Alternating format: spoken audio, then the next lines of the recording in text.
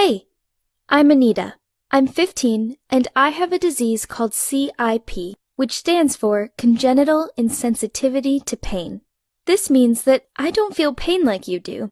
In fact, I've never been in pain and I have no idea what it feels like. This is an extremely rare hereditary disease.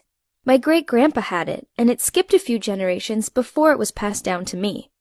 I know you're probably thinking that feeling no pain sounds great, but I can assure you that it isn't as good as it sounds. We are meant to feel pain for a reason. It's there to warn us when something is wrong, whether it be a toothache, a fever, or when a substance is too hot. I've never been able to run a bath by myself. My mom has to run it for me and check the temperature. It also means that when I'm in the bath, I can't refill it with hot water in case I burn myself. I can feel hot and cold, but I have no idea what a burn feels like, or what being so cold your toes hurt feels like. I also have to cut up my food and let it cool down for 5 minutes before I eat it, so I don't burn my mouth. I don't even bother with hot drinks. I just stick to drinking juice.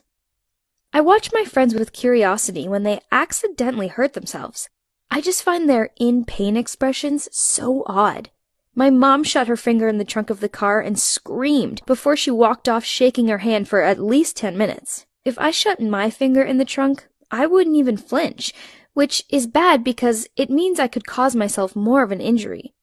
My great-grandpa, the one who also had CIP, died at the age of 40 from heart disease. He didn't have any symptoms because of his CIP, so he had no warning signs that he was seriously ill. My parents are terrified that I will end up ill too and not realize it. They make me go to the doctors for a monthly checkup. There is no definite cure for CIP, although there are some experimental treatments out there. My parents have refused these, as they don't want me to end up feeling like a lab rat. They say it's up to me to decide if I want to try any when I reach 18. I have scars on my arm from when I was in a restaurant and spilt a boiling mug of tea on it, but because I didn't feel pain, I didn't flinch or put it under cold water.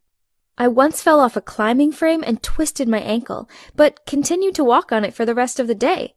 That evening, my mom saw my ankle was swollen and took me to the hospital.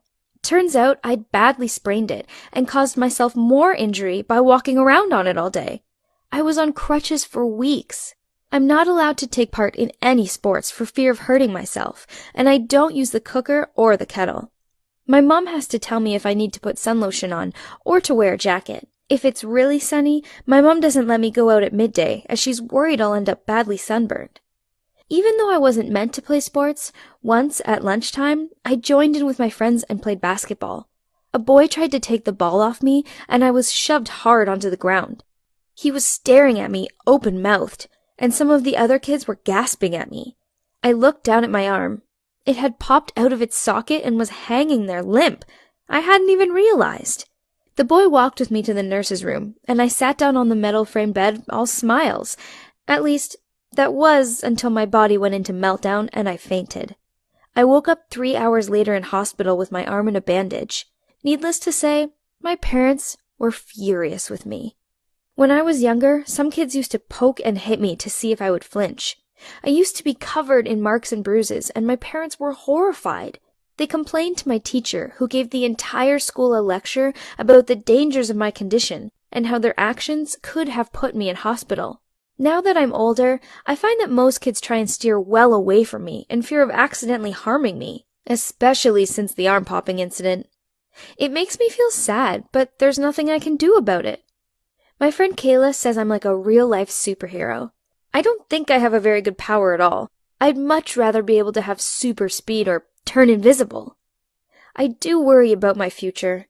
I hope I don't end up ill and not realize it like my great-grandpa. My condition makes my life difficult at times, but I'm not going to let it get in my way.